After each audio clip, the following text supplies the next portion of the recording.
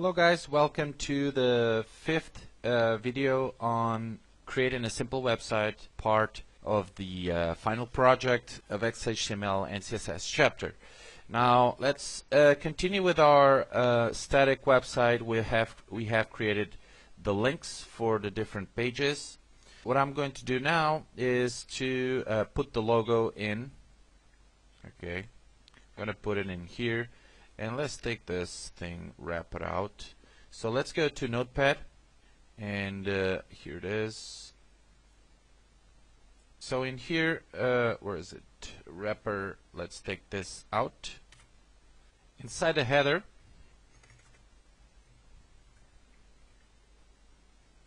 let's create a div ID. Let's call it logo, and close div. And here, let's create img src equals, and here let me type images, and we have to go to the images and grab this here.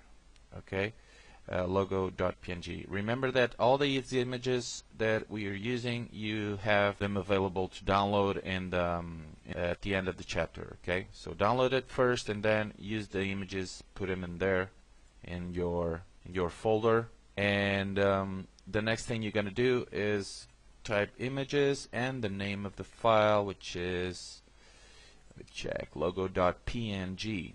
so logo.png. okay, and let me just check here, refresh. Okay, a big problem because it's too big, so we have to give it a width here and a height. So the width 200 pixels. Let me save this. Let's take the height out. We will not need the height. I think this will manage. Okay, there it is. But now we have a problem. As you see, we have put the logo here. The links are out. They're not here anymore. So we have to arrange that. So let's open CSS. Push a little bit the logo more to the left. So what we have to do is grab the logo, which is in header and in logo. Okay, and obviously here we have to type as well EMG, okay, to grab the image. So now let's push it a little bit more to the left side. Let's type margin top. It's going to be a little bit down. No, 20. Okay, 20 is okay. And now margin. Let's type from the left. And now you'll see that if we have the logo centered in the middle of the page, and if we want to push it a little bit to the left, we need to put negative numbers. Okay, so let's type 100 minus 100 pixels. Okay, that doesn't work, so 300. I think 300 is okay. Let's see, 350. Okay, that's enough. So we have now the logo here, down here. Let's see if we can recover the links. So the links are, where are they? Here. Okay. Then I have margin top. Okay, so let's see. Minus 80, yeah, there they are. Minus 70, minus 40, minus 50. Okay, perfect. So there it is. We now have the logo. Oops, sorry. We now have the logo and the links. Let's grab all this before we lose all this information. Copy this. Let's go to the style.css and just write after body, paste all that. Save. Okay, let's turn back. and there it is. Okay, so now we have the logo and the links in here. Now we're gonna create a table with 3 different boxes in here, which is going to be pretty cool to give some information about the page or the company.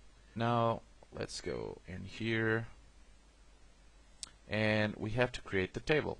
Okay, so in the main page or in the main div, or better, just right after the main div, I'm gonna paste a table that I already have created. Okay, I'm gonna paste it here. Okay, this is the table. I want you guys to copy this. Okay, create the table exactly as I have here. You can type whatever you want. At the end of each table data, TD, I have created a link, okay, with something saying more. So it's something that will make sense in just a second. I'm going to show you in the page what this all represents. Then I have a link to the index, about, and contact. Okay, just make sure you copy this as I have here, this table. I'm going to save this, give it a cell padding of 40, table 1, and now if you go to the page, probably, yes, this is what you'll get. Okay, so we still don't have the boxes, okay, and the borders and all that, but we already have the text. And if I click here, come to the main page. If I click here, I should go to the about page, but we still haven't created the about and the contact page. So I will create that in the next video. Let's just create the boxes in here with some shadow effects. So open the CSS down here. I'm going to type the name of the table, which was table 1.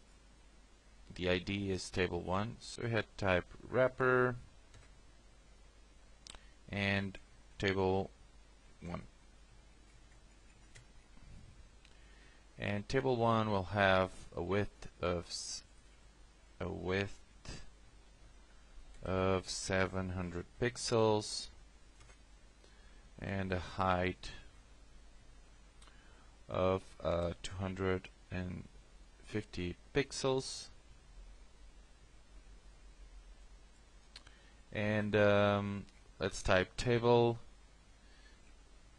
layout fixed, and this means that even if we change the cells or the sizes of the cells, the table layout will be always the same. Okay, so it will not change even if we change the size of each cell. So table layout, and here let's type margin left.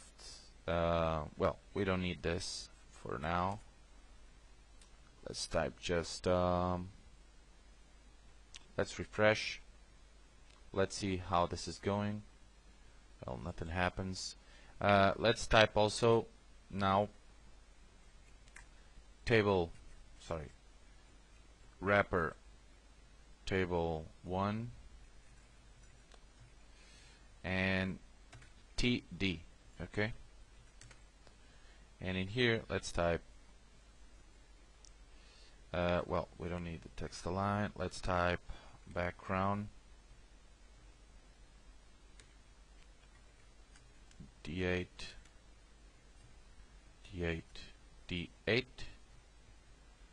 Okay, the font size can be 14 pixels. Padding 5 pixels, and I think that's it. Now I'm gonna give border radius 10 pixels, and this what we'll do is awesome rounded corners. Okay, as you can see here, I'm gonna give a padding of 10 pixels. Okay. As you can see, awesome rounded corners that you have here. And to work either for Internet Explorer 9 and also to work for Firefox, we need to type this minus Moz border. This is Moz, stands for Mozilla, and this is what you have to type in order to work in Firefox. Let's type radius. It's the same thing, just have to type a prefix of Moz. Okay, so that's basically it. Let me type here the shadow. Okay, I'm gonna put the shadows now. Shadows work basically as the corners. So let's type box and now shadow,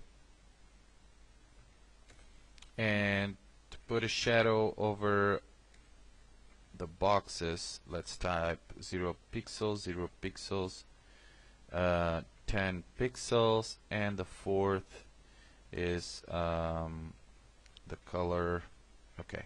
Okay, as you can see, pretty awesome feature here, a cool shadow rounding, wrapping all the box. Now in here, to work in Mozilla, you have to do the same thing, but type the prefix Moz border, shadow, but before shadow is box, so Moz box shadow, and now you type pretty much the same thing. You can even copy this, put it here, and that's it. And also let's type here WebKit, and WebKit is to work on Chrome, shadow, and now here. Okay, so with all this, either the corners or the shadows should work for Internet Explorer, Firefox, and Chrome. I forgot to put here the WebKit for Chrome. Okay, so this should work for Internet Explorer. This is for Firefox, and now this is for WebKit radius 10 pixels. Okay, usually using border radius will work already for Chrome, but you can put the WebKit if you want to. Okay, so that's it. I think we are done here. Let me just check. Let's grab all this again,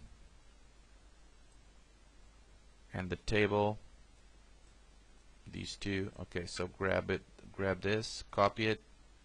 Let's put this on the style.css, and here at the bottom,